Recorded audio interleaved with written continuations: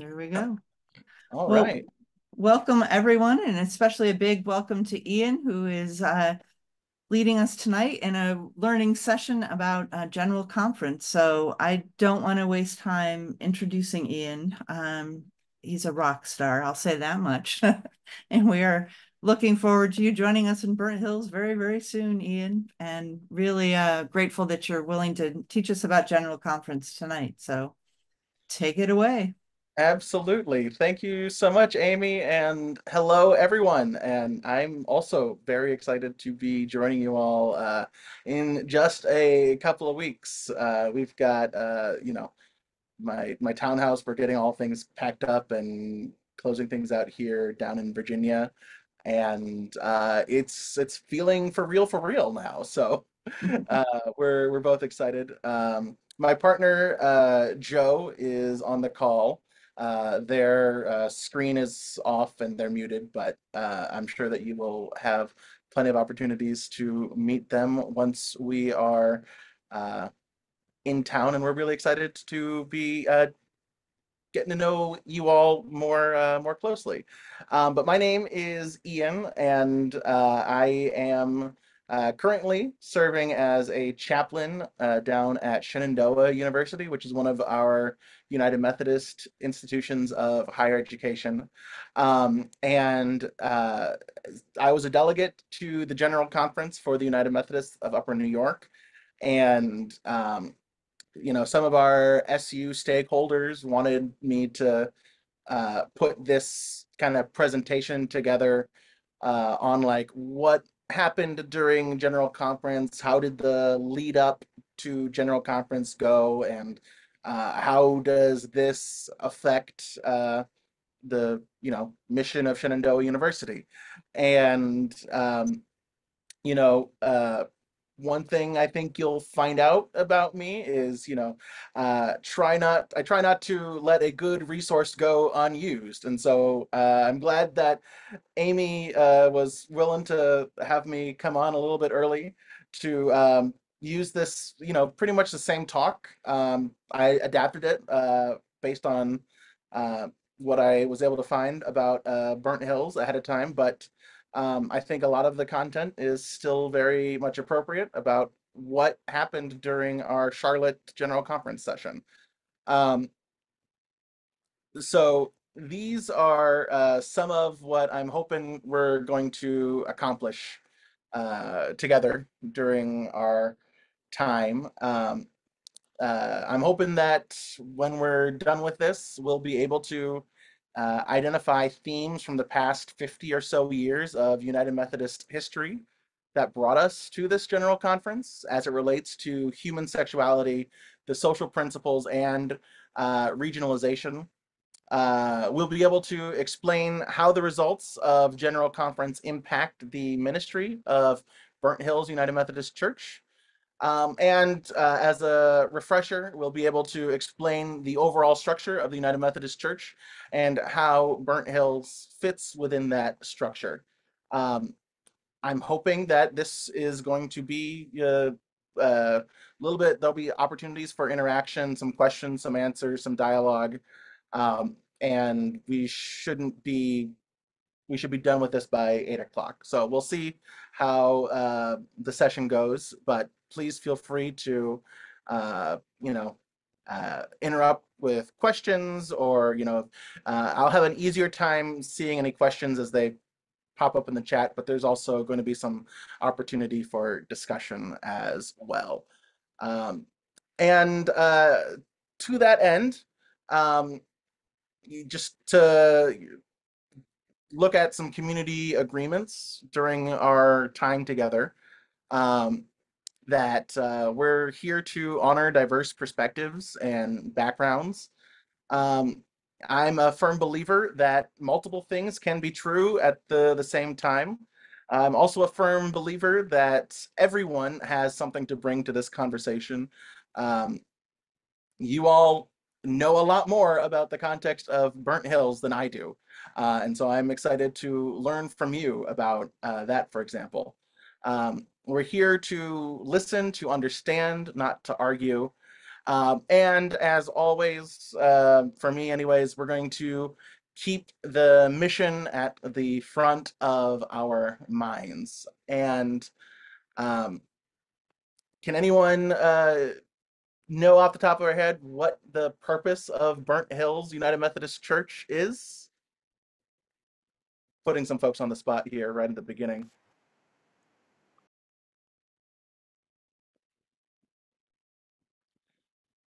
The purpose of Burnt Hills United Methodist Church is to love God, love neighbor, and serve the world. So that is, as we're thinking about what we're learning during our time together, what I hope we keep kind of at the forefront of our minds. So moving right along, we're going to cover a lot of history in a very short amount of time. We're going to have to skip over some things, but um, I'm just because you could take a whole seminary course on United Methodist history. But these, as we're thinking about uh, key events and key dates that are important to what brought us to this most recent General Conference in Charlotte, there are a few dates that stick out in my mind. The very first date is 1784, which is when um, the Wesleyan Methodist movement becomes an official denomination, the Methodist Episcopal Church, during the Christmas conference in Baltimore, New York, Baltimore, Maryland, Baltimore, Maryland. Sorry about that. And this date is really important because it sets the stage for like this 4-year cycle of general conferences, and it sets the bones of what would become Methodist governance. And it took place around the same time, around the same place, and featuring some of the same people as the framers of the United States Constitution. So, um, if you want to understand conflict in the United Methodist Church, uh, take a look at American history. And if you want to understand conflict in American history, take a look at the United Methodist Church and the Methodist Church's forebears. Um, I kind of, as a result, call like our development of polity and structure kind of ecclesiastical federalism. In this, it's kind of this system that's baked into our denominational governance system. And what exactly is that structure? Um, so, very, very briefly, when you have a group of disciples of Jesus Christ that are Methodist and are connected to each other, that constitutes a local church. Um, and Burnt Hills United Methodist Church is a local church. We're very good at naming things in the United Methodist Church. You get a group of local churches connected to each other in one geographic area, and that constitutes a district. It's a district is shepherded by a district superintendent. A local church is shepherded by a pastor. Um, and the next level up is a group of districts connected to each other is an annual conference. And I'm going to take a pause here because the annual conference is defined as the basic unit of Methodist polity and governance. It is roughly equivalent in structure and scope to one of our US states. You have a bishop who oversees the whole annual conference, and clergy members are ordained within the annual conference and are appointed to different churches within the annual conference by the bishop. And the annual conference is like where representation happens, and a lot of key metric decision making statistics take place are measured at the annual conference level. Um, and then all of the annual conferences connected to each other constitutes the general church or the general conference. And the General Conference meets once every 4 years. It's a legislative body composed of delegates from each of the annual conferences based on the membership size of that annual conference. Half the delegates are from each annual conference are lay members, and half of the delegates from each annual conference are clergy members. Because it's based on proportional size, it's very similar to the House of Representatives, right? And this is the body, the General Conference, that makes all the changes and revisions to our book of rules that we call it the book of discipline, and that is how we decide to be in relationship together. How it says everything from what our doctrinal beliefs are around the person of Jesus to how the local church trustees ought to purchase a new boiler, or stuff like that. Um, and everything beyond and in between can be found in our book of discipline or some guidance on that. Um, I also want to share real quick that we have this like broadening like uh, groups that are connected to each other. Disciples connected to each other as a church, churches connected to each other as a district, districts connected to each other are an annual conference, and all the annual conferences connected to each other are the general conference. And that's also by and large how funding happens as well. So the local church, by and large, is funded through member tithes and donations. The annual conference, by and large, is funded through apportionments collected from local churches according to a set formula. And then the general conference is funded by and large through apportionments collected from the annual conferences according to a set formula. So this connectional system is also baked into how our funding works and how money works in our church as well. Um, and it's also the General Conference is the only body that has the authority to speak or act on behalf of the entire denomination. Um, just like how Amy or any pastor can't speak on behalf of Burnt Hills congregation, Burnt Hills United Methodist Church. Um, there's no single bishop or single president of the Council of Bishops that has the authority to speak on behalf of the whole United Methodist Church. Only the General Conference can.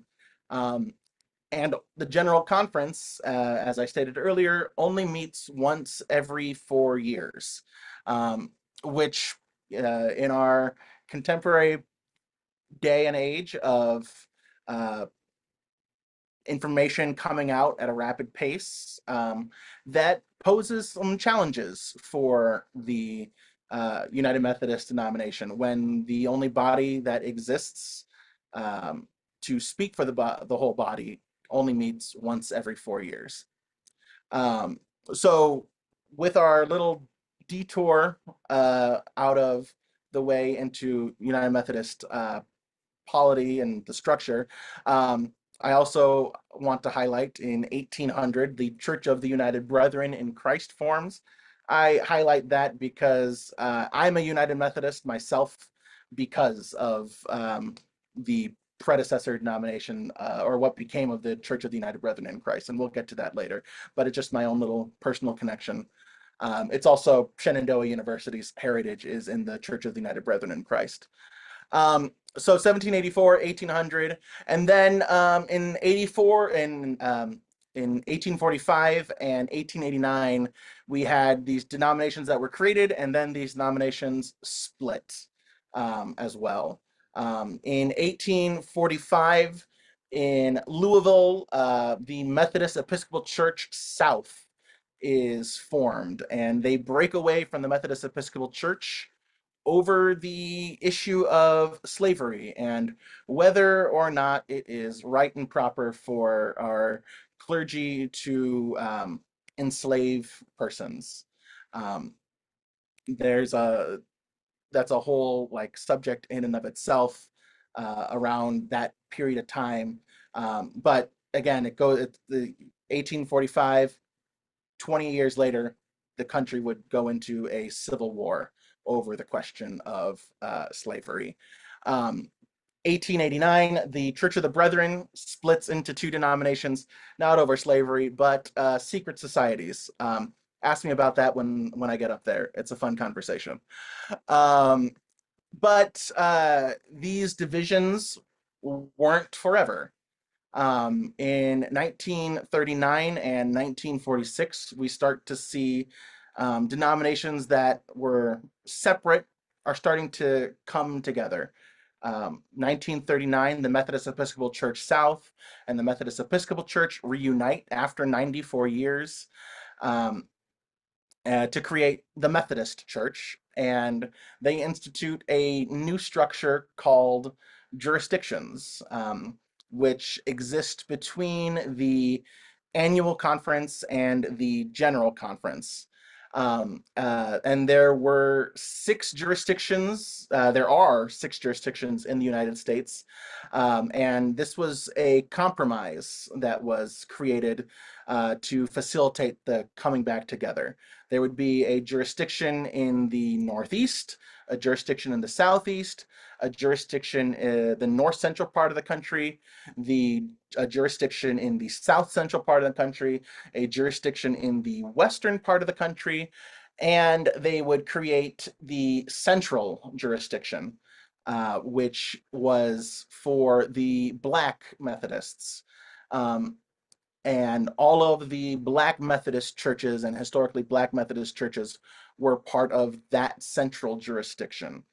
And the reason why these jurisdictions were created was for the purpose of ensuring that um, bishops who were more liberal and from the north wouldn't be sent to serve in the south, and also to ensure that Southern Methodists wouldn't have to be under the episcopal supervision of Black or African American bishops. That was a huge a huge sticking point for the reunification, and that was the compromise. It was to ensure that decisions at the jurisdictional level could affect only the jurisdiction. So we're starting to see, even in 1939, some of the seeds of a regional kind of structure starting to emerge. That in at least in America, you would have what happens in the Northeast, which is where Burnt Hills is. Uh, we will elect bishops in the Northeast, and in the Southeast, bishops will elect bishops for the delegates will elect bishops for the Southeast. Um, that's and in 1946, the Church of the United Brethren in Christ merges with the Evangelical Church to create the Evangelical United Brethren Church, which itself merges with the Methodist Church in 1968 to create our United Methodist Church. We are the United Methodist Church not because we are a United Methodist Church, but because that is what was the holdover from the Evangelical United Brethren in Christ Church. In 1968, that central jurisdiction was also abolished, but the other jurisdictions were retained. So we're down from 6 jurisdictions to 5 jurisdictions. 1968 is also a huge year in American history, in terms of you have the whole like social revolution of the late 60s. You have in 1968 Reverend Dr. Martin Luther King is assassinated in Memphis, just weeks before this convening general conference happens. It's like barely a month passes. RFK, RFK Jr. is assassinated in 1968. The Vietnam War is in full swing. Lots of civil rights progress has been happening throughout the entire 1960s. And in the midst of all of this, the United Methodist Church is born as well. Um, and speaking into social concerns has always been a core part of the Methodist witness and Methodist ministry. Um, John Wesley was, way back in the 1700s, was a fierce uh, abolitionist. He was against the institution of slavery. He was against the institution of debtors' prisons, and tried to alleviate poverty wherever he saw it. In 1908, the Methodist Church the Methodist Episcopal Church in the North adopts a social creed that advocated at the turn of the 20th century for um, the end of child labor and the right for fair working conditions, that every worker should have at least 1 day in 7 uh, for themselves, that every worker should be owed a fair and living wage, all the way back in 1908. Um, and the Evangelical United Brethren Church as well had social documents as well. And when the two churches came together in 1968, that first book of discipline, the 1968 book of discipline, put the Methodist social creed right next to the Evangelical United Brethren moral standards document as here are our social positions. But that general conference also tasked the new General Board of Church and Society with harmonizing those two documents to create one cohesive document that would come to be known as the social principles. These would be the official church positions on the social issues that were relevant to that day and age, the late 60s, early 70s. Um, and we talked about social revolution and the sexual revolution. The original draft document that was presented to the 1972 General Conference originally included a section on human sexuality, that really it just said that sexuality is God's gift to humanity and all persons are of sacred worth. That is when the team came together and presented the social principles to the 1972 General Conference. That is what it, by and large, had to say about human sexuality. Um, However, because General Conference is it's a legislative body, it's a parliamentary body. It's like watching C-SPAN. Um, an amendment came up from the floor of the plenary that added this sentence to the social principle on human sexuality. We believe the practice of homosexuality to be incompatible with Christian teaching. Um, this document, it was added at the 11th hour as an amendment. Um, Georgia Harkness, a famous Methodist figure in Methodist history, United Methodist history, was a delegate to that session. She argued vehemently against adding the incompatibility clause, and she said from the floor that it would take us 50 years to remove it. Um, Spoiler alert for later in the presentation, it took us 52.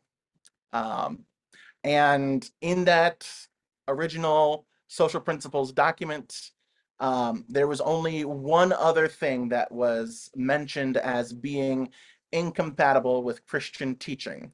And that was war. War and the practice of homosexuality were the two things that the General Conference in 1972 said was incompatible with Christian teaching. Um, 1972, the social principles were adopted as amended.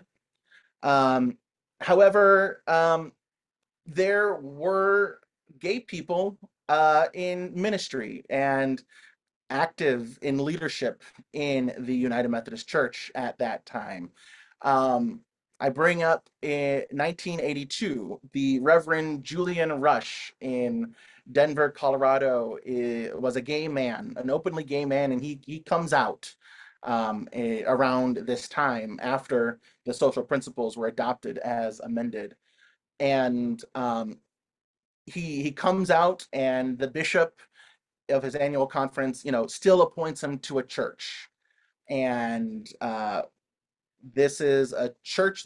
Denver is in the Western jurisdiction, um, which traditionally, historically, has been one of the more progressive jurisdictions of our United Methodist Church. But United Methodists in the South Central jurisdiction and the Southeast jurisdiction predominantly, but also in the Northeast and North Central as well, see Reverend Julian Rush coming out as gay and being appointed to a church in Denver, and they are up in arms about it. How can we have gay clergy serving in the United Methodist Church? So in 1984, the General Conference delegates create a new prohibition on self-avowed practicing homosexuals from being ordained clergy members in the United Methodist Church. Um, this General Conference also introduced the standard of requiring our ministers and our clergy to be celibate in singleness and faithful in marriage. It was a phrase coined by then General Conference delegate Jack Tooley, who would later become a bishop in the United Methodist Church and would later, after changing his mind, recant his position and admit that he created or coined this phrase and inserted this phrase into the discipline as a way to keep gay individuals from being ordained without saying so outright. Because in 1984, marriage equality was long ways off. And so if you can't be married, you can't be a practicing homosexual, self-avowed practicing homosexual, uh, is the language that the discipline used.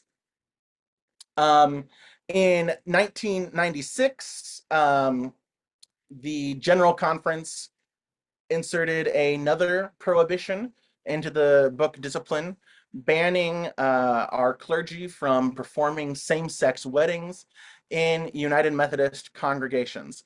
1996, we're starting to get a lot closer to marriage equality becoming a bigger conversation around the country. 3 years before this, in 1993, the Hawaii Supreme Court in Beher versus Mike or Meek, I'm not quite sure how to pronounce it, um, suggested that the state of Hawaii's prohibition on same-sex marriage might be unconstitutional. And so that Supreme Court decision in Hawaii really ramps up the conversation around marriage equality nationally. And in 1996, in the spring, the General Conference inserted this prohibition into the discipline, preventing our clergy from performing same-sex wedding. And in September of that year, President Bill Clinton would sign the Defense of Marriage Act into law.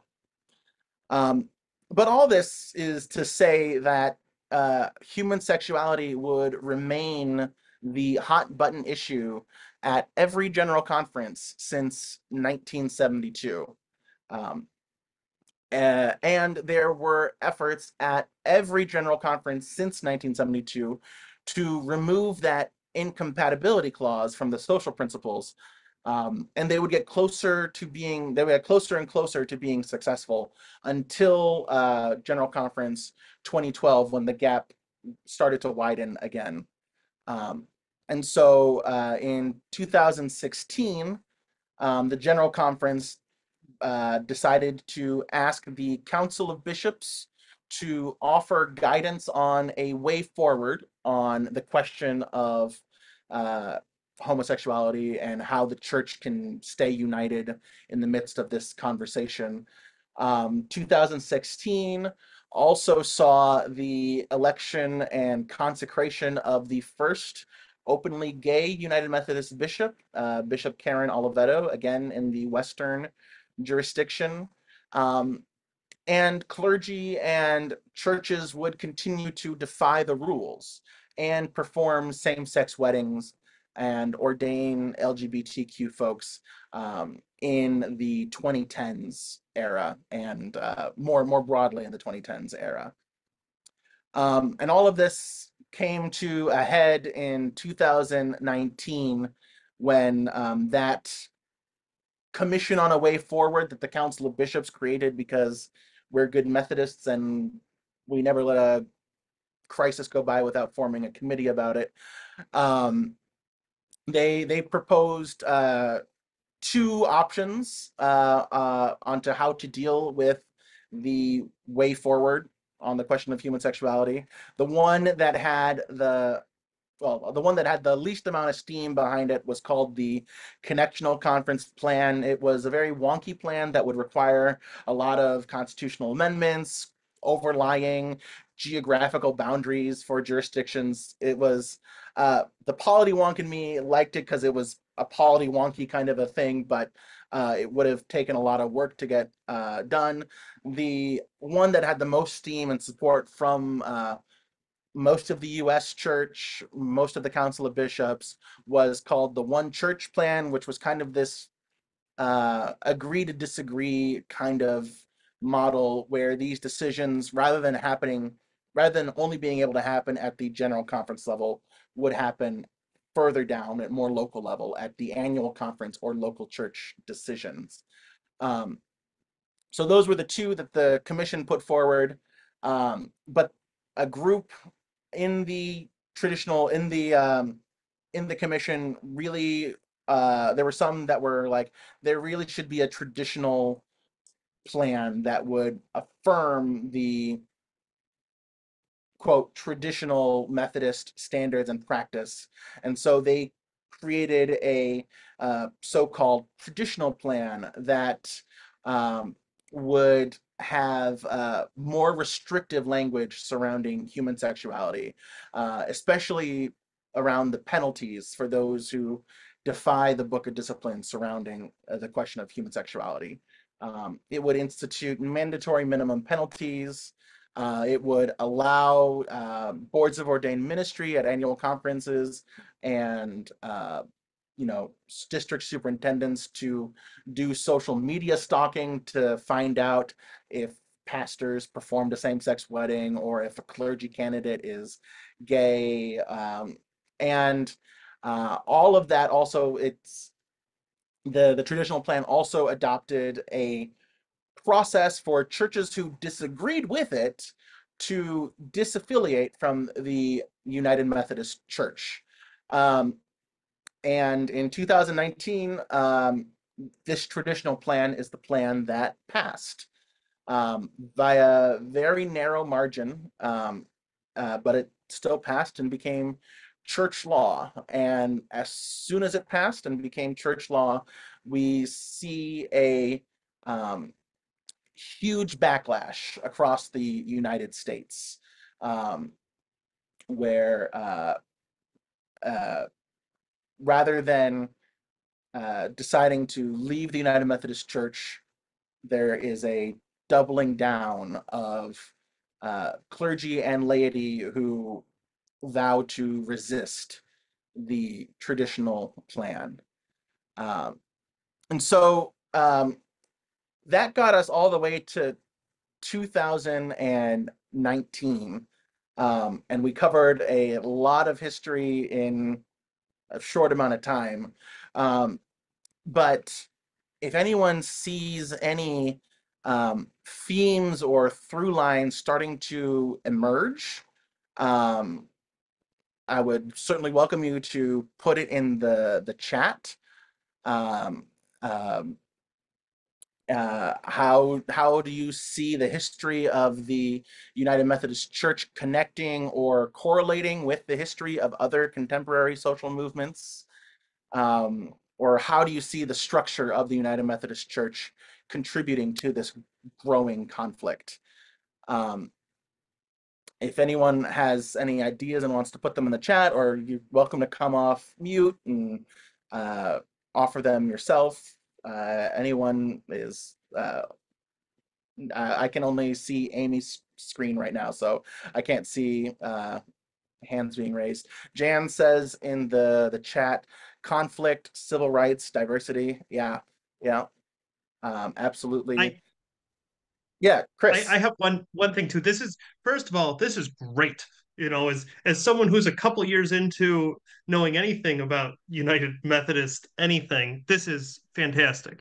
Having said that, it is so I don't have the right word, but to see a church body that um evaluates things, thinks about things, and is not afraid to argue about and change things is fascinating.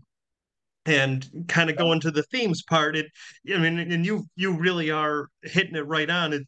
The social, the country does a thing, or the people do a thing, I should say, and the church is really, I don't want to say in step, but pretty close to, right? There's a whole lot of parallels there that I think are great. Yeah, yeah. So we see it paralleling the contemporary social issues. Absolutely. The people doing a thing and the church responding to it. I also see that like in that same vein, the like people of the church doing something, right? Like uh Julian Rush coming out and being gay and living as a gay man and being appointed. And then the more broader institutional church reacting to that one instance, or the church always kind of reacting to the changes, the church reacting to clergy and laity vowing to defy the restrictive policies. Um, Churches still, annual conferences still ordaining um, LGBTQ candidates, churches deciding to become reconciling congregations, or churches deciding that they're going to perform same-sex weddings in their buildings. And it's this, the lower level does something and then the upper level reacts to it because of how the power structure works. Um, yeah, yeah, yeah, absolutely. Uh, any other ideas or themes that come up as you see some of this before we before we cover the next the next 5 years of uh, our church history in what felt like 40 years of uh, our past 5 years. I would also say power struggles Mm, between local, national, international, and top down and bottom up. yeah, yeah. Where is the power and where does the power come from, right? Um, in our United Methodist polity, when I made this presentation at Shenandoah University, I made this joke that I forgot to make here, but in our book of discipline and the way our polity kind of is structured, next to Jesus, the General Conference is the supreme authority of the United Methodist Church.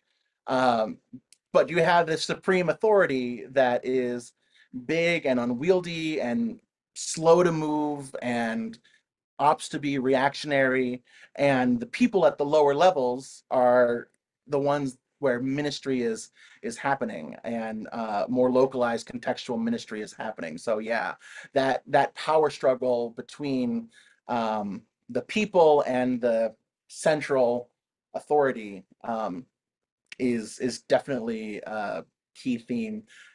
It's also a key theme of our American history, right?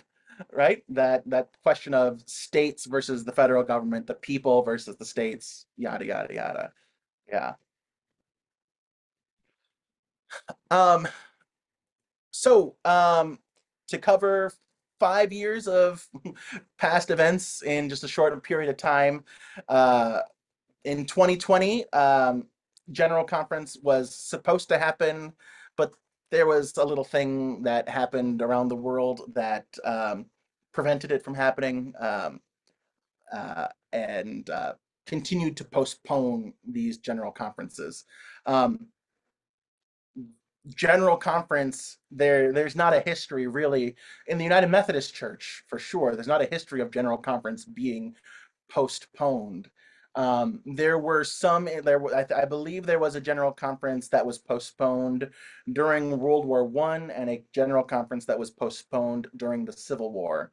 But we don't have a whole lot to go on for postponing general conferences as far as precedent goes and case law goes. But it was postponed in 2020, but they were saying COVID will be done in 2021. We're going to have general conference in 2021, and it's going to be great. But COVID was not done in 2021, and general conference was postponed again. And they said, we're going to do it in 2022, and where all the problems are going to be worked out, and it's going to be great. All of this is like, we were scheduled to happen in Minneapolis, Minnesota. Um, and in January of 2022-ish, it was announced, actually, no, we can't have general conference in 2022. And the big struggle, the big challenge to it that made general conference not be able to happen were really the global challenges from the pandemic. Um, we didn't really talk about our the history of our global expansion as a denomination, but we are a worldwide church with 12 million members around the world. And that is something that sets us apart from a lot of the other mainline Protestant denominations, all of the other mainline Protestant denominations, for that matter. We and it's really like the capacity does not exist equitably around the world for um, virtual conferencing, to have a virtual legislative body, that, you know, we can have this conversation here this evening and be having this conversation in real time, because high-speed internet is pretty common across the US. Not universal, but pretty common across the US. Um, Not so around the country, where around the world where our United Methodist presence is. It was also really difficult to they had lots of challenges getting visas for some of our international delegates, which would continue to be a problem in 2024. But uh, regardless, in 2024, finally, General Conference was able to happen, and it was called the postponed 2020 General Conference, happening in 2024. For the first time, we're going to see, when the new book of discipline comes out, it's going to be 2020/2024, which is a fun little quirk. But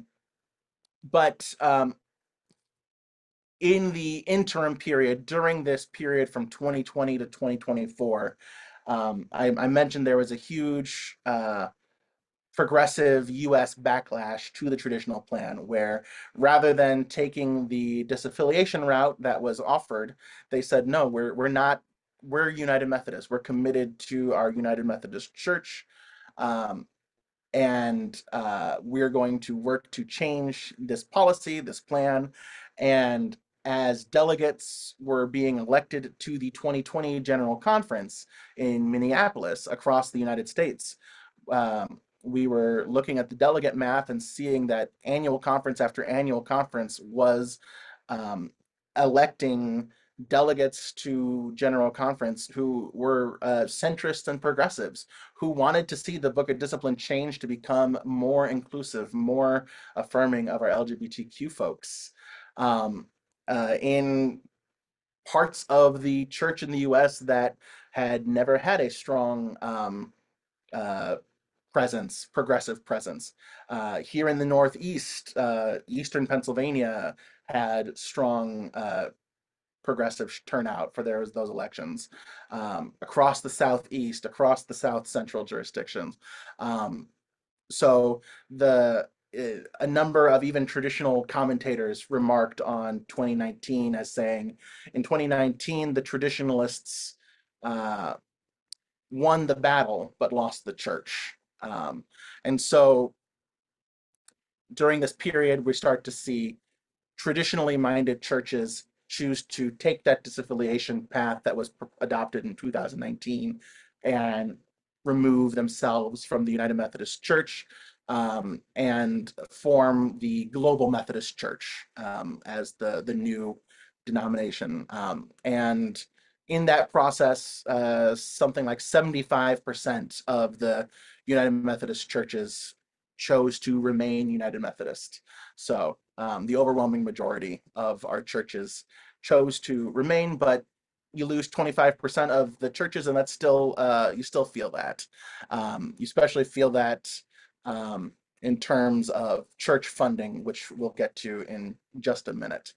So what actually happened in the General Conference in Charlotte? A brand new set of social principles were passed that reflect the worldwide nature of the United Methodist Church.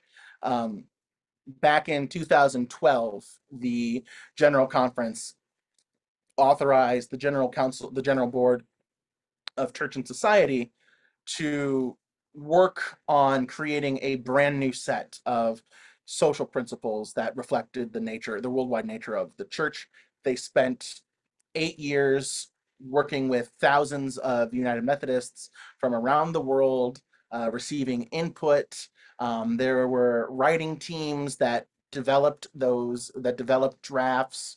I was on one of those teams myself, full disclosure.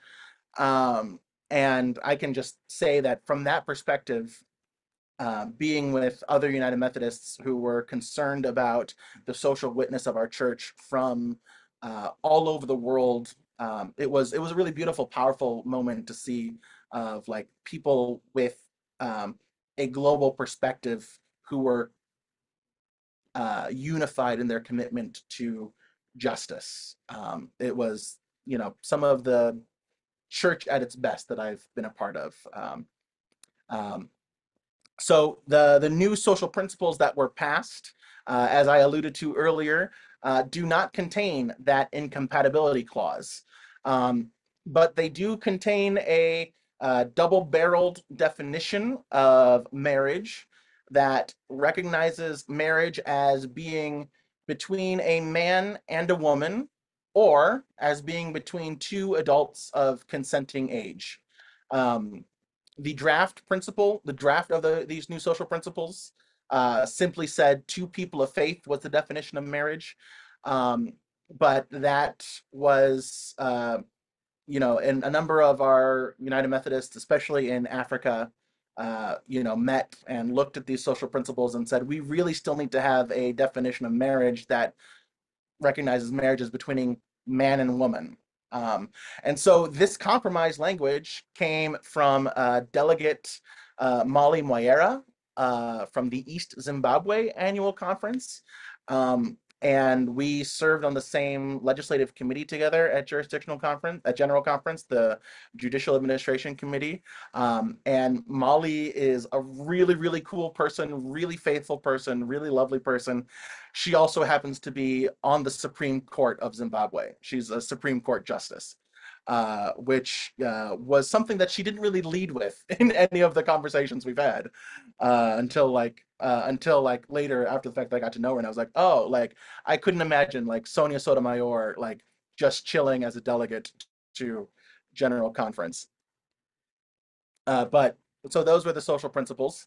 Um, Also, all of those restrictive language that was added throughout the past 50 years piecemeal were removed kind of in one fell swoop. All of the prohibitions on um, uh, church, LGBTQ folks from being ordained or recognized as clergy candidates, prohibitions on our churches from holding same-sex weddings or our pastors holding same-sex or performing same-sex weddings. And pretty much all of the places where that prohibitive language existed, the language was simply struck. Um, it wasn't replaced with anything that recognized or affirmed same like queer rights or LGBTQ inclusion. It was just this was part of the strategy that a lot of our delegate organizers were a part of. Was it's called get it to neutral, right? Let us have these conversations at the more local levels. Just remove the language at the top to allow conversations to happen where they need to happen. There were a few very like minutia kind of things that um, are kind of tweak that, but if you want to see all of that, I have it typed up here and I can uh, put it in the chat kind of as far as legislation by legislation goes, but I'll spare you that for now. Um, it also paved the path for a new regional governance structure known as regionalization, worldwide regionalization. And it would create a new structure of governance between the jurisdiction and the general conference called the regional conference. And there would be one regional conference in the United States, four regional conferences on the African continent, one regional conference on the European continent, and one regional conference in the Philippines. Um, and the purpose of the regional conferences would be to decide how to live into the discipline most faithfully in that given regional context. It still has at the top, we still share the same doctrinal standards, the same professions of faith, the same social principles, the same ordination standards. There's a lot at the general church book of discipline that would remain the same, but then each regional conference would also kind of create its own book of discipline as well that says the United Methodist Church in the United States will live out the book of discipline this way. And being good Methodists, it will also be a long process that results in delegates and legislative committees and studies and all of that. But it was passed and adopted with 78% approval of the General Conference delegates. I mentioned earlier that there were a number of a big concern leading up to this General Conference around international delegates getting the proper visas to get in.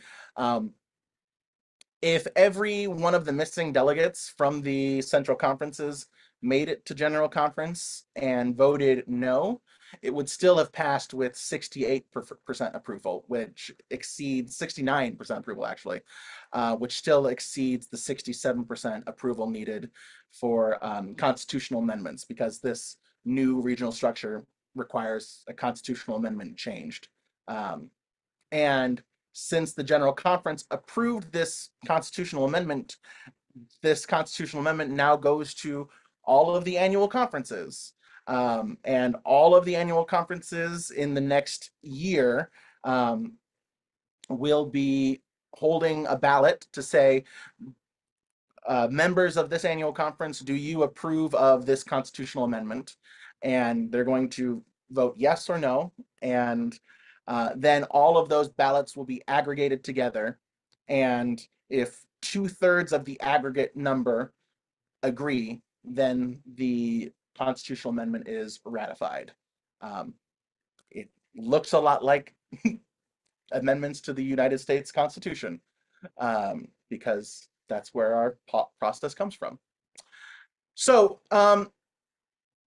what is the impact of all of this on Burnt Hills United Methodist Church? I know that we, a number of years ago, elected to join the Reconciling Ministries Network. And so we've had a lot of these conversations as a church already. I know that a lot of these conversations are going to continue to happen in the years to come around how we are fully in ministry with our LGBTQI siblings in our community. But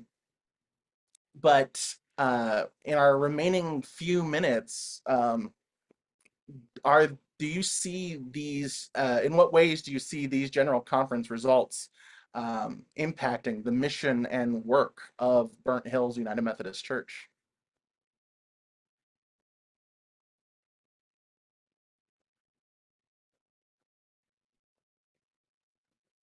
I think some of the work that needs to be done is similar to what we're doing tonight with education. You know, looking at historically where we've been, um, kind of the development, the evolution, where we are now, and you know, kind of the future. Like, what is the future?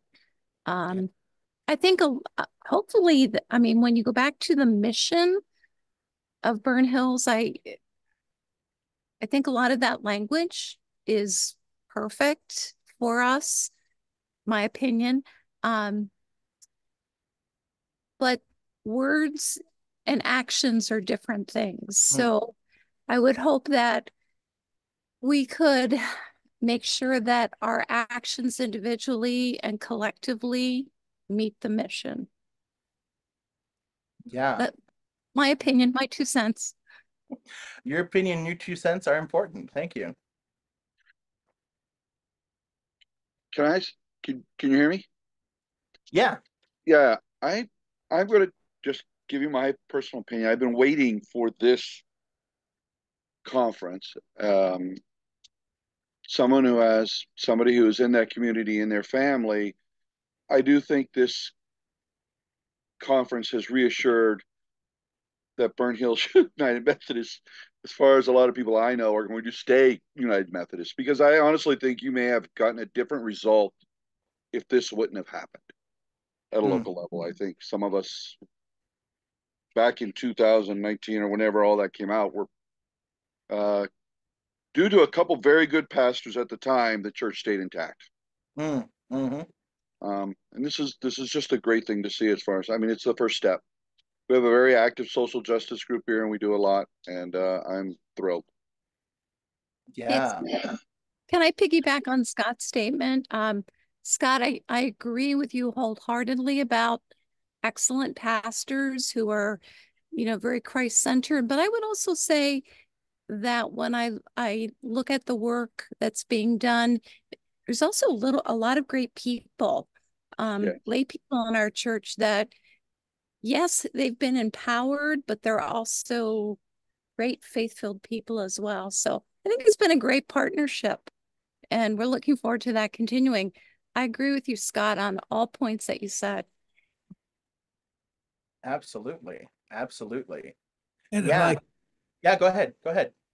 I've only been to United Methodist for a month, 2 weeks. 2 weeks since Pentecost, and I must confess that it is the reconciling and welcoming and non-judgmental, not condemning nature, the loving nature of Burnt Hills is what I was attracted by, uh, and I think it's just.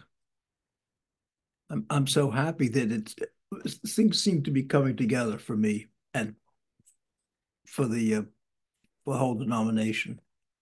I was struck that it sounded that at some point when the first tradition was put forward, that the possibility of becoming a separating was usually was seemed to be initially offered to people that were more progressive and that wanted to be more reconciling.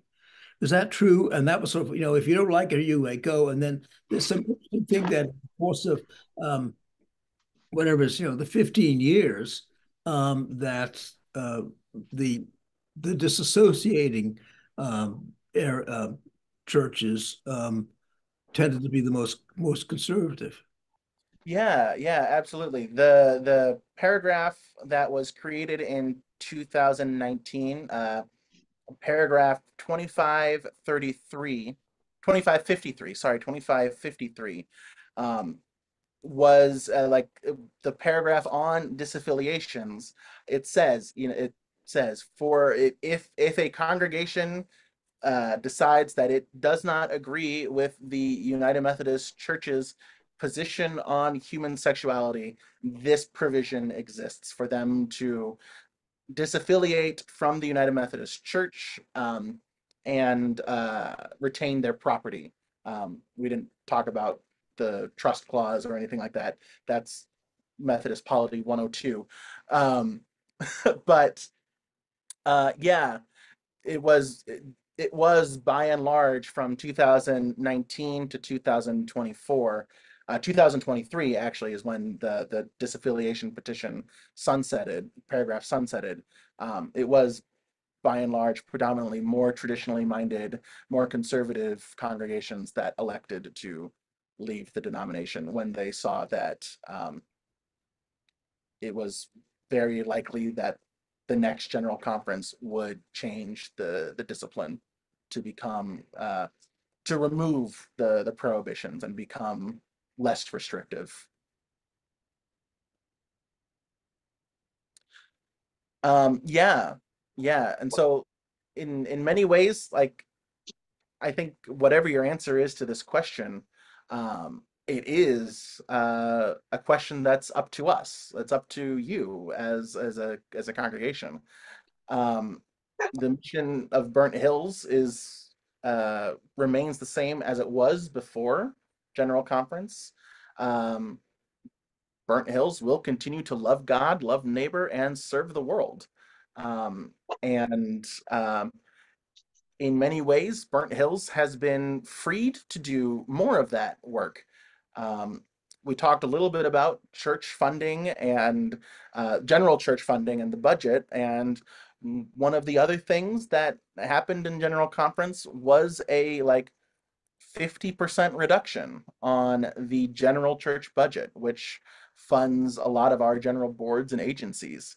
And that 50% reduction was uh, put in to ease the burden on local churches. Um, so as we continue to do this work, how do we see ourselves taking on the responsibility for the work in our own Burnt Hills and Capital region that some of our boards and agencies did, and that they'll have to let go of? Stuff around eradicating racism, supporting women in ministries, promoting connectionalism. These are all just things that we're going to be thinking about in the years to come, and that I'm excited to uh, join you and Amy in those discernings together as we um, all figure out what this new day for Burnt Hills United Methodist Church is. So, does anyone? We're at 8:13 right now. If anyone has any questions, uh, please ask them. I don't guarantee to have all of the answers to them, but I'm one of the things I hope you find about me is I always will honor questions, whether or not I have the answer to them. Um, but did Well, any questions get stirred up in you as you heard this whole presentation? I just want to say I'm looking forward to meeting you, and welcome to Burnt Hills. Thank you. Yeah. Ian, what did it feel like to be there? What was the energy like, and what did it Yeah. feel like? Yeah, so that was it was my third general conference. I attended General Conference 2016 as a reserve delegate. I was a full delegate in 2019, excuse me, and I was a full delegate in this postponed general conference as well. And it was just a completely different tenor atmosphere in the room. Um, the people who were there were we all felt I felt that the people who were there and in the room were there because they wanted to be there. They people who were there and in the room, um, regardless of what they thought, shared a deep love and respect and desire for the United Methodist denomination, the United Methodist Church, to be a vital and flourishing expression of Wesleyan Christianity. Um, it's it's like I said, it's like watching C-SPAN a lot of the time when you're in the plenary hall. So if you are the kind of person who likes to watch C-SPAN, uh, you're my kind of person, and let's talk. But we something that was new at this general conference from previous general conference was um, all of the delegates shared our meals together, kind of hotel conference center banquet style. And um, I will admit that I was going into this general conference thinking like, oh my God, this is, 2 weeks of conference center catering is, the last thing that I want in my life when I'm trying to engage in holy conferencing with everyone.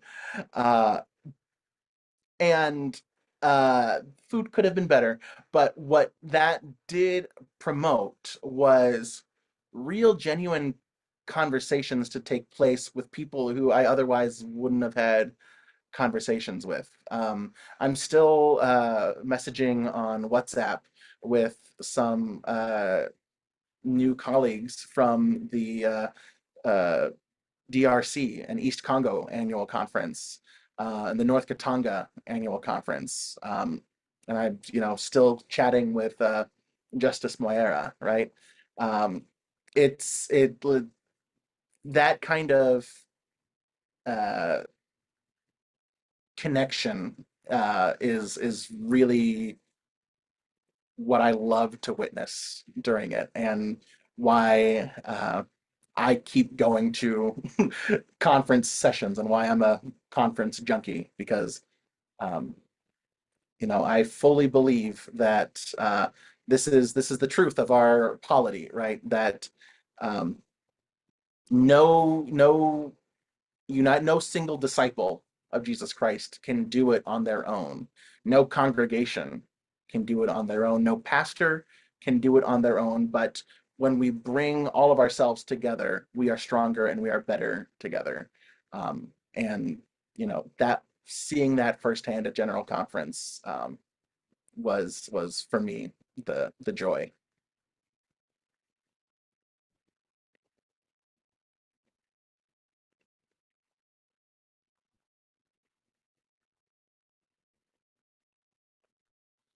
Any other questions before we sign off for the evening? Any questions that people want to ask after we hit the stop recording, that you don't want to get shared on YouTube? That's an option too. All right. Well, thank you all for taking some time out of your Wednesday evening to attend this. And like I said, I'm really excited to uh, meet you all in person, face to face, in just a few weeks. But thanks for this opportunity, Amy, and I will see you all very soon. Thank you for agreeing and doing this, Ian. It was great. You helped us understand a lot of things really succinctly and clearly, and thank you for that and for taking time to do it, especially with a lot going on. And we cannot wait to have you here, and Joe too. Joe, we're ready. All